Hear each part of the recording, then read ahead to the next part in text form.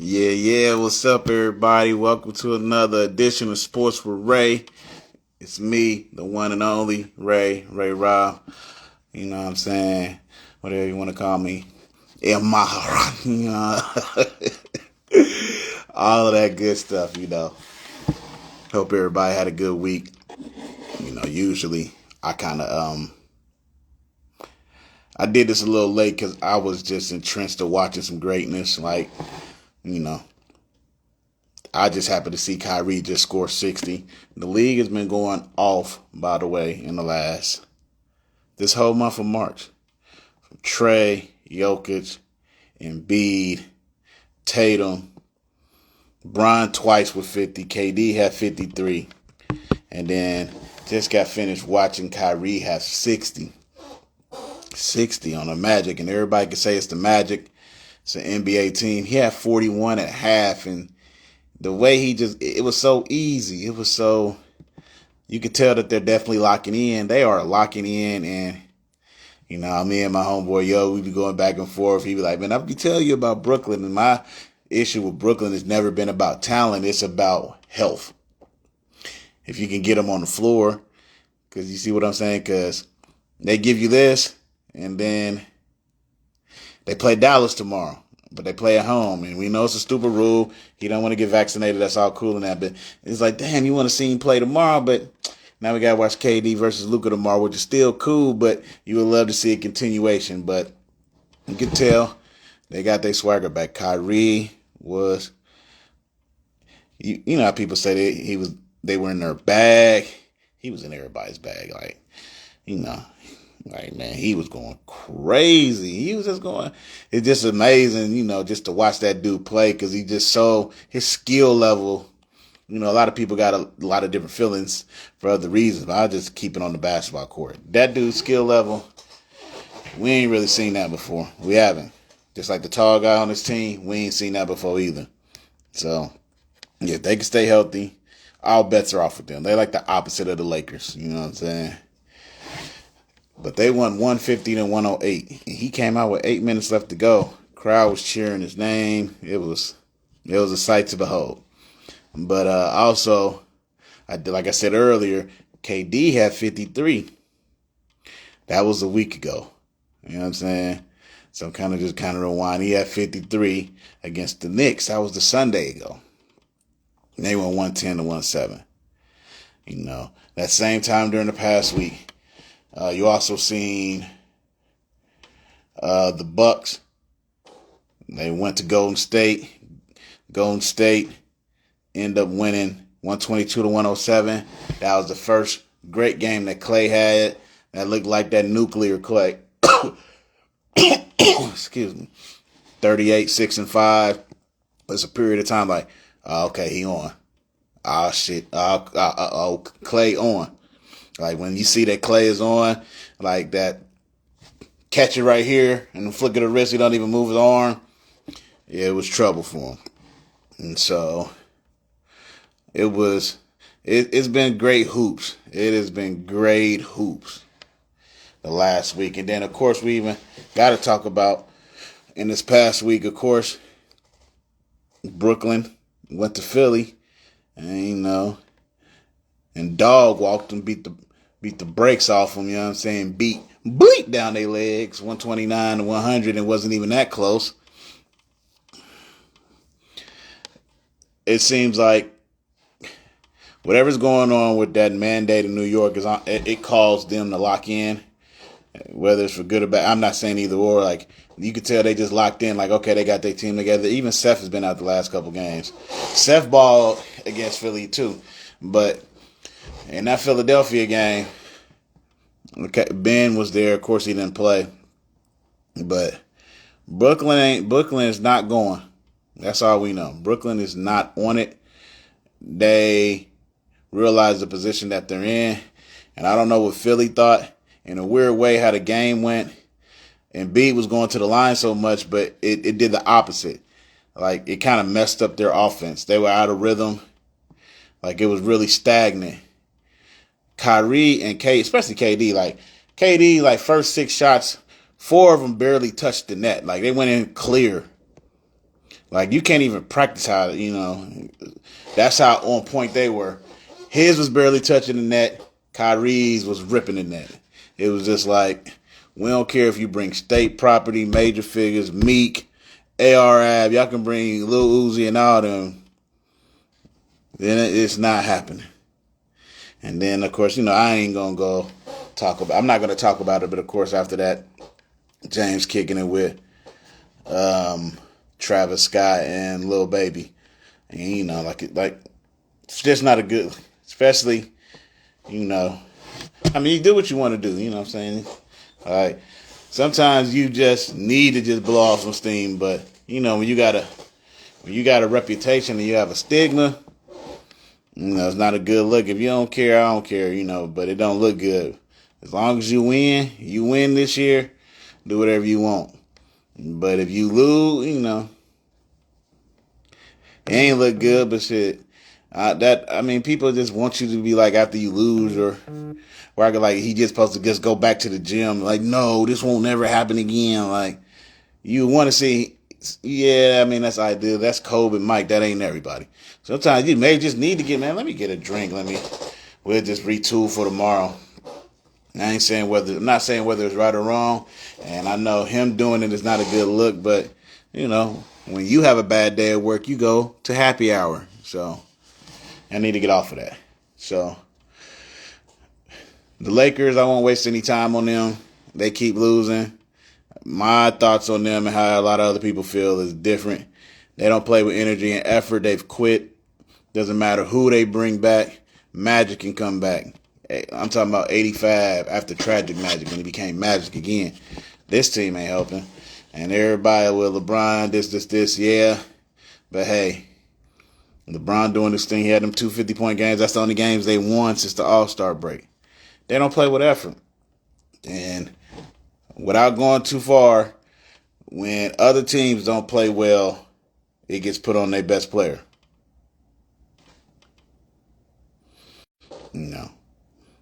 Like I said, it's not a talent. People keep saying it's a talent thing. It's an effort and want-to thing. And you also, it's a coaching aspect too, because they keep playing a 37-year-old man at the 5. They play small ball and it doesn't work. It doesn't even make any sense. Like, how you play small ball, you still get out quick, out hustled, out rebound. You don't play any defense. You don't switch well. You don't shoot efficient. Like, you might as well do what Cleveland do, is play some big people. Because what you doing ain't working, man. I digress, though. So, the Clippers, though, Ty Lue, Coach of the Year. Him or Bickerstaff in Cleveland. Doing yeoman's work out there. All right. Also, I forgot to talk about this last week, but of course we know Aaron Rodgers ended up signing back with the Pack. I'm a Bears fan. I don't give a fuck. I don't care. He's the best quarterback I've ever seen, but whether he's there or not, I don't care. I just care about my team. So he's there, but they franchised Devontae Adams. He's not trying to be franchised. So it's going to be interesting how they figure that out. I feel him because at 30, this is his last big payday. And that's one thing the NFL will do is avoid paying you if they can, which is hilarious. But I wonder what happens if he doesn't play or if he gets traded. What would Aaron do then? I'd love to see it happen as a Bears fan. But even if Devontae there, as long as we get some people, we cool. I don't care. Of course, Russell got traded to Denver, which that was kind of a surprise. That kind of threw everybody off. And then also, after Russell being traded, you see a couple things happen. Let's see, Zadarius Smith is not going back to Green Bay. He's going to be cut. Whitworth retired from the Rams. Hecker, who was probably top 3 best punters in the league, he's going to be cut. Chicago. But LA, you probably want to go somewhere warm. As my Bears, we traded Khalil Mack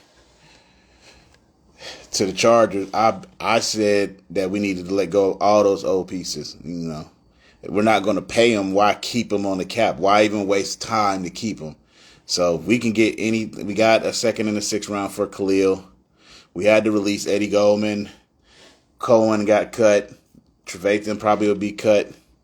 If we can't resign Hicks, which we can get him for, get some assets for him. Allen Robinson, that's Matt Nagy. It wasn't us personally. I understand, get your bread. But they might have messed you up.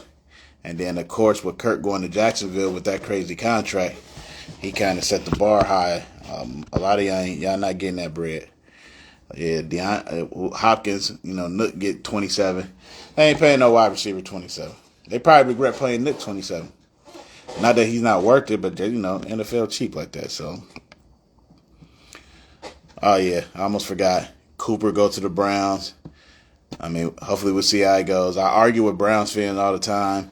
I mean, it's I started I've started to not. I'm trying to reduce my arguing because my logic is not everybody else's logic. So, but just be simple. Baker Mayfield is not accurate. He's a 61.6% career passer. That is not accurate. People shit on Cam and talk crazy about Cam when he was 62, 63%, and he was the MVP and also rushing for close to 1,000 yards. So if you're 62%, you need to be rushing for 1,000 yards or doing something else. But just being a pocket passer and being like your highs might have been 63%, that's not going to cut it. Odell had career lows. Landry had career lows. Yeah, I said he was injured and all this stuff. Okay, cool. But listen, if he's 65, like I said, if Baker Mayfield was Jimmy Garoppolo, Cleveland would have 1 or 2 rings by now. Garoppolo is like 65 to 66% for his career. That's what you need. You need that. You need that. So y'all can feel, and hopefully Baker can be healthy. I mean, he still got a great line. I know J.C. Treader is about to get released at State Center. I think somebody else is gone too, but they still have a strong line. I mean, you had the best line for 2 years, pass blocking and run blocking. And so, just got to play fundamentally sound, and they're a running team anyway, so you basically just want to control the ball, and run, play action when you can, keep it in second and third and short. So that's what you want to do. Oh, yeah. Also, the Chargers they kept L.A. Chargers. I want to make sure I do give them a shout out because they also did. They re-signed Mike Williams. I wanted him to come to the Bears, but that's all cool. And they also got J.C. Jackson. If Chris Harris is still there, I know Chris is older, but, both of them can play the slot. And then you got Davis, the tall corner. And, of course, you got the Army Swiss knife and Derwin James who can play anything. All of a sudden, you just shored up your defense. I still think they probably need to get a running back. They need a Eckler as a scat back. He's not a 20 to 30 carry kind of guy, Same size like a Warwick Dunn, but Warwick Dunn was somebody who could take 15 to 20 carries, even though, they used to alternate him with Mike Allstott. I was about to say Toledo, but Tampa Bay. So, and plus, most people don't want to, if you don't have to, you want to split the carries between your running backs anyway. But the Chargers, that AFC West, is going to be crazy. It's going to be crazy between Denver and the Chiefs. The Chiefs looks like, I'm not sure, they signed Justin Reed from from Houston. So that was the writing on the wall that they don't want Tyrann Mathieu. You know what I'm saying? I don't want to get a nice speech to you, Tyrann Mathieu. But if you tired of the quarterback being all in the videos, you know what I'm saying? Go ahead, come to Death Row. Come to Chicago, man. Come to Chicago, bruh. We need you. Please come to Chicago. I just want to get somewhere.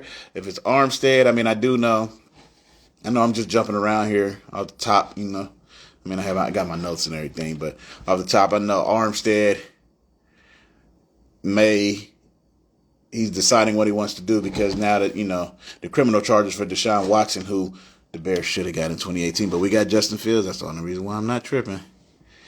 Shout out to Mitchell Trubisky in Pittsburgh. He'll be all right, but it's not about him right now. So Deshaun Watson got the criminal charges dropped against him. So he still he still has the 22 civil lawsuits.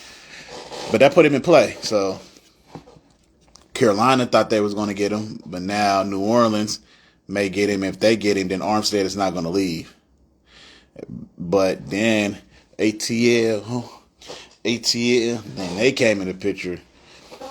They have a quarterback that they can get rid of. I mean, everybody talk about 2 to 3 ones and all that stuff.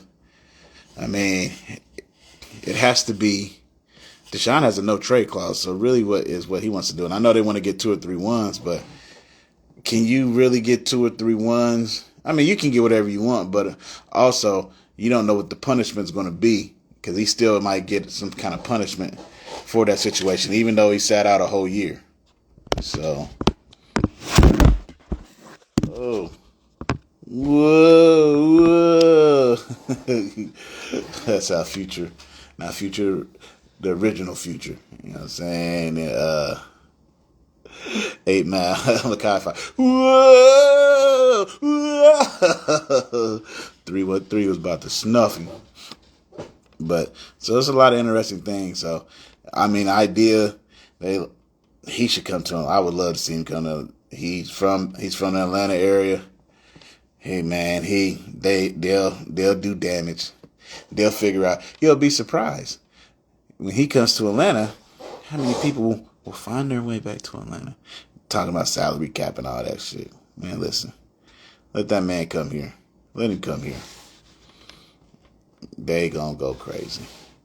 And then also, if I don't know if I did mention that, of course, Randy Gregory definitely fluked the Dallas Cowboys, because they try to put something in the contract where they can null and void his contract if he get caught with any kind of suspension or, substance abuse, which, he's had a history with that, but they never had it in the previous contract, and they obviously tried to sneak that shit in, and then they basically said they have that policy for everybody but Dak Prescott. But the way you did it, and then he ended up getting the last laugh, because now he's in Denver with a title contender team. Got his contract the way that he wants. So, congrats to him. Changing gears.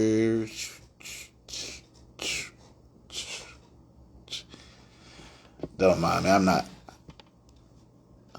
I worked out today. This is my endorphin high, not no other high. Like I said, I always want to have a segment when I'm talking about O State. Just real quick, talking about the class of 2023.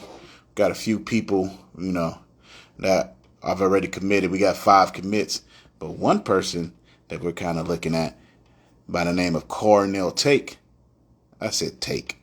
Cornell Tate, excuse me. He's a 5-star from Bradenton, Florida, from that good old school, that IMG Academy. You know what I'm saying? Like, they breed athletes. They not playing. He narrowed his choices down to, it's Bama, Notre Dame, Tennessee, Georgia, and the Ohio State. So he's narrowed it down to us. Pretty happy about that. You already know what we're doing at receiver. You know how we coming.